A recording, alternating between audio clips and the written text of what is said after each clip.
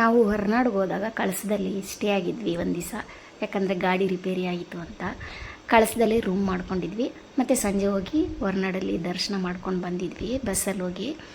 ಬೆಳಗ್ಗೆ ಎದ್ದು ಇನ್ನೂ ಗಾಡಿ ರೆಡಿ ಆಗಿಲ್ಲ ಅಂತ ಏನು ಮಾಡೋದು ಅಂತ ಅಂದ್ಕೊಳ್ತಾ ಇದ್ದಾಗ ನಿಜ ಇಲ್ಲಿ ಯಾರೇ ಹೋದರೂ ಈ ಸ್ಥಳಕ್ಕೆ ಮಾತ್ರ ಮಿಸ್ ಮಾಡದಿರೋ ಹೋಗಿ ಬನ್ನಿರಿ. ಎಷ್ಟು ಚೆನ್ನಾಗಿದೆ ಅಂದರೆ, ಎಷ್ಟು ಕಾಮಾಗಿದೆ ಅಂದರೆ ಅಷ್ಟು ಚೆನ್ನಾಗಿದೆ. ಹಲೋ ನಮಸ್ತೆ ಎಲ್ಲರಿಗೂ, welcome back to my channel. ಇದು ನಮ್ಮ ಚಿಕ್ಕಮಗಳೂರು ಪ್ರವಾಸದಲ್ಲಿ ಒಂದು ಭಾಗ.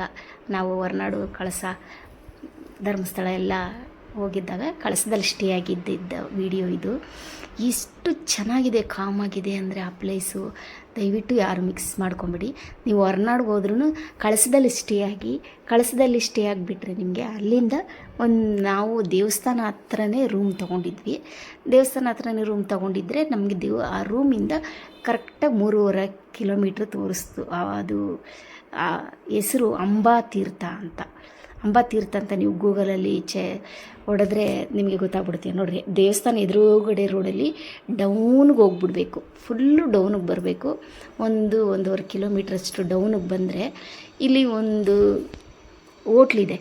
ಇನ್ನು ಹೋಟ್ಲು ಬರುತ್ತೆ ನಮಗೆ ಲೆಫ್ಟ್ ಸೈಡಲ್ಲೇ ಹೋಗ್ತಾ, ನಮಗೆ ಲೆಫ್ಟ್ ಸೈಡಲ್ಲೇ ಫುಲ್ಲು ಡೌನಿಗೆ ಬಂದಾಗ ಒಂದು ಹೋಟ್ಲು ಬರುತ್ತೆ. ಆ ಹೋಟ್ಲ್ ಹೆಸರು ಶ್ರೀನಿವಾಸ ಹೋಟ್ಲ್ ಅಂತ. ಆ ಹೋಟೆಲ್ ಪಕ್ಕದಲ್ಲೇ ನಿಮಗೆ ರೋಡ್ ಹೋಗುತ್ತೆ. ಅದು ನಿಮಗೆ ಗೊತ್ತಾಗಲ್ಲ ಆ ರೋಡು ಏನಂದರೆ, ಸುಮ್ಮನೆ ನೋಡಿ ಈ ಹೋಟೆಲ್ ಪಕ್ಕ ಶ್ರೀನಿವಾಸ ಹೋಟೆಲ್ ಅಂತ, ಇದ್ರ ಪಕ್ಕ ಒಂದು ಕಾಫಿ ಪುಡಿ ಅಂಗಡಿ ಇದೆ, ಪಕ್ಕದಲ್ಲೇ ರೋಡ್ ಹೋಗುತ್ತೆ.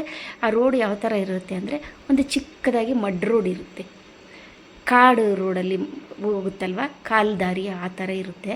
ಯಾರು ಮಿಸ್ ಮಾಡ್ಕೊಬೇಡ್ರಿ.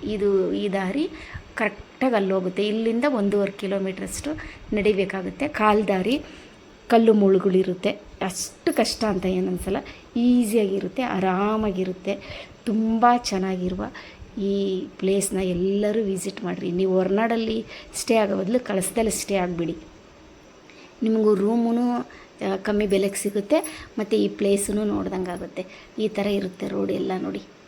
ಆ ಕಡೆ ಈ ಕಡೆ ಮರ ಗಿಡಗಳು ತುಂಬ ಚೆನ್ನಾಗಿರುತ್ತೆ. ಅಲ್ಲಿ ದೂರದಲ್ಲಿ ಒಂದೊಂದು ಮನೆ ಇರುತ್ತೆ.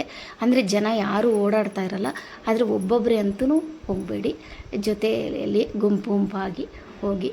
ತುಂಬ ಚೆನ್ನಾಗಿದೆ ಪ್ಲೇಸ್ ಇದು. ಹೋಗ್ತಾ ದಾರಿಲಿ ಪಕ್ಷಿಗಳು, ನವಿಲು ಎಲ್ಲ ಸೌಂಡ್ ಮಾಡ್ತಾ ಇರುತ್ತೆ. ಒಂಥರ ಎಷ್ಟು ಹಿತವಾಗಿರುತ್ತೆ, ಅಷ್ಟು ಚೆನ್ನಾಗಿರುತ್ತೆ. ಫುಲ್ಲು ಮಡ್ ರೋಡೇ ಇರುತ್ತೆ ನಿಮಗೆ ಅಂಬಾತೀರ್ಥ ಬರೋವರೆಗೂ. ಅಂಬಾತೀರ್ಥ ಅಂದರೆ ನಾವೇನೋ ಹೆಂಗಿರುತ್ತೋ ಏನೋ ಅಂದ್ಕೊಂಡು ಒಂದು ಚಿಕ್ಕ ಫಾಲ್ಸೋ ಇಲ್ಲ ಚಿಕ್ಕ ನದಿನೋ ಆ ಥರ ಇರುತ್ತಾ ಅಂದ್ಕೊಂಡು ಹೋದ್ವಿ. ಆದರೆ ಅಲ್ಲಿ ಹೋದ್ಮೇಲೆ ಗೊತ್ತಾಯಿತು ಅದ್ಭುತವಾದ ಒಂದು ಪ್ಲೇಸ್ ಅಂತ.